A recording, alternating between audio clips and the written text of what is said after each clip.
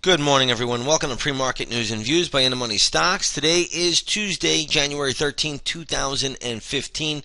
Thank you all for tuning in. Let's jump right into the charts here. We're going to start off with the S&P 500 E-mini futures, and you're going to see the futures look a lot like they did yesterday. Started the day out sharply higher, and they have pulled back in a little bit. Right now, they are trading higher, They are trading higher by about 8.25 points to 2030 spot 75 per contract. So it's still a decent pop higher, even though the futures have come in off of the highs. They are still up by over 8 points. So a decent little pop here this morning. We'll see how this market plays out today. One thing I want you to take a look at is the dollar yen.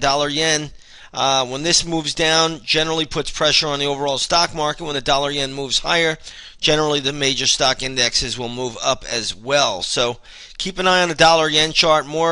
It's more important to watch the dollar yen right as the market opens and see where it trades at 9:30. Right now, with the volume still being a little bit light in the pre-market, you don't get the same experience. But either way, watch that dollar yen chart as always. All right, let's take a look at some stocks in the news. It's official. Earnings season is underway. Alcoa, which is no longer a bellwether, did kick off earnings season last night. Stock right now is trading at $16.41. It closed at $16.17, so it's a decent little uptick. We're going to give the stock the upside bias to around the $17, $17.10 level. I think that's where the stock hits a ton of resistance, so be careful. If you own Alcoa, trail your stop loss right now. If you don't own it, I would not be a buyer of this equity. And again, if you own it, you trail it up to 17. I really don't see the stock getting much above that level. Maybe it gets to 17.10, 17.15, but really that should be the extent of it if it can even get that high at all. But either way, earnings season is underway. Next week we'll start to get a lot more in the way of earnings. I think we also have some financial stocks coming out later this week as well. So again, earnings season underway. You want to be a little bit careful. Check your stocks before you take swing trades. You always want to know when the earnings are going to come out. You don't want to be in something ahead of the earnings. At least I don't do that. One thing I will say, this is also options expiration week, so you're going to get a lot of upgrades and downgrades, and we'll talk about a few of them in a moment. Let's take a look at the fresh market. Looks like they're in the news as well. Stock is getting hammered. You can read all about the news on your own. Stock closed at $40.79. It's now trading at $38.89. This is a pretty good decline, pretty good little fall. Company's really been under pressure now for quite a while. But nonetheless, if we take a look at the charts here, I would probably look for a little bit of support right around that $37 level. There seems to be some support there. There's also a fair amount of support around $35 as well, as you're going to have a daily chart, 200 period moving average. So again, this is a much lighter volume name. If you take a look at a daily chart here, you're going to see rarely does it trade a million shares. Stock generally trades, around 400,000 yesterday, a little less the day before, but rarely does it trade a million shares. So it's a tougher stock to trade ultimately because it can overshoot, especially when you have big news events like you do today.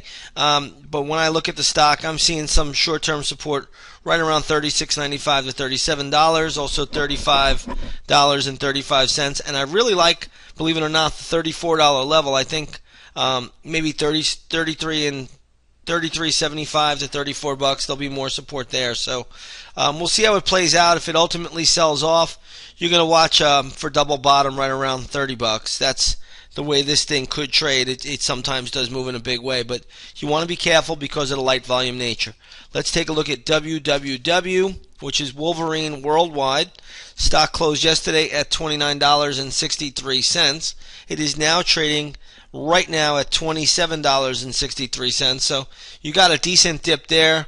I think you probably have some support right in this area just looking at the charts. If it does sell off a little bit further, 26.78 is the daily chart, 200 period moving average. So I'm going to say right around that $26.70 level, you're going to have more chart support today. Again, this is another lighter volume name. Take a look at the daily chart. A few times it trades a million shares, but generally it doesn't. So back here you can see the volume on this equity. 245,000. Yesterday was 520,000. Again, all in all, it's still a lighter volume name. You got to be a little bit on the guarded side when you trade these kind of stocks. They can overshoot. All right, let's take a look at a stock that's doesn't have light volume. That's SanDisk. So SanDisk is in the news today. Again, you could read all about it. The stock came under heavy pressure yesterday, but it looks like a judge issued an injunction preventing the so-called Canada's Diablo Technologies from selling chipsets. You could read all about it. They're made by SanDisk. So again, the stock is really caught in a litigation suit here. So we'll see how it plays out today. If the stock does decline, a couple of levels that I do like for this equity going forward would be $69.88. You're probably going to hit the $79 level. There will be a little bit of support there. That's a big double bottom going back to the month of October. But if that level gets broken, then you're really looking at $69.88. That should be pretty solid from what I can see. I'm not seeing a lot of overall activity in the equity this morning, so it looks like it's holding up steady. 79 probably gives you a short-term bounce. Let's take a look at MetLife. I believe MetLife is in the news today as well. It looks like the insurer is suing the government over its designation as a systemically important financial institution. So I guess the government said MetLife is too big to fail.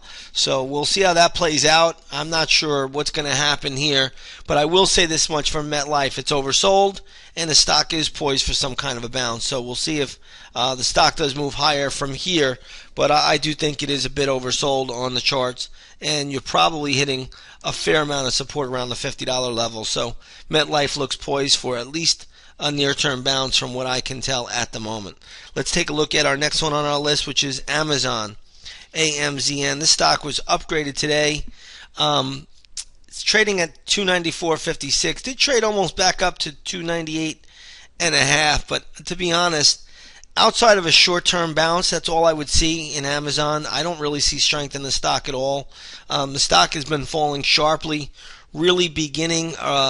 You can make a fair case really since September, October. It's been making lower highs on the chart. It made a real big pivot in December, a pivot top that is, and it's been really declining ever since. So, maybe a little short-term uptick, but I ultimately have the charts telling me that Amazon's going lower. So be very, very careful falling into the Amazon trap. Remember, this week is options expiration. This is a week where the institutions will play a lot of games, okay? They know where the imbalances are. They know where the small retail options trader has placed his bet, and they usually move stocks in the other direction for those equities to expire worthless. And that's just the game. That's the way it's played. So again, you want to be aware of it, but I really, maybe a little bit of an uptick for Amazon this week or today, but other than that, I really don't see strength in the equity at all. I think I covered everything as far as stocks go. Let's take a look at crude oil. Crude is under pressure again. Crude oil is trading down $1.44 this morning to $44.63 a barrel. That's about another 3% decline. All in all, if you take a look at the USO, you'll see that the USO right now is trading at $16.92. So it is off the worst levels of the session this morning, but nonetheless, I really don't see a bottom yet in crude. We need to wait for that real signal that crude oil will put in a bottom, and it's being defended. Right now, it's still in free fall, and you want to be very, very careful with the oil market. If I see something, like I told In the Money Stocks members, once I see a bottom is in an oil, I will be screaming it from the rooftop. But right now, it is not there. Let's take a look here at gold futures. Gold futures are trading up by $5.80 to $1,238 an ounce. Gold has been very, very steady as of late. And why shouldn't it be? You have money printing going on all over the world. If you take a look here at the GLD this morning, it's trading at $118.94, $118.94. It closed at $118.56. I have to think that gold has a lot of resistance here, but we'll watch it on the charts once the opening bell rings. Just yesterday, I don't know if anybody came over to the intraday stock chat room. We traded Tiffany's. That was a nice 70-cent gainer just in about 4 or 5 minutes.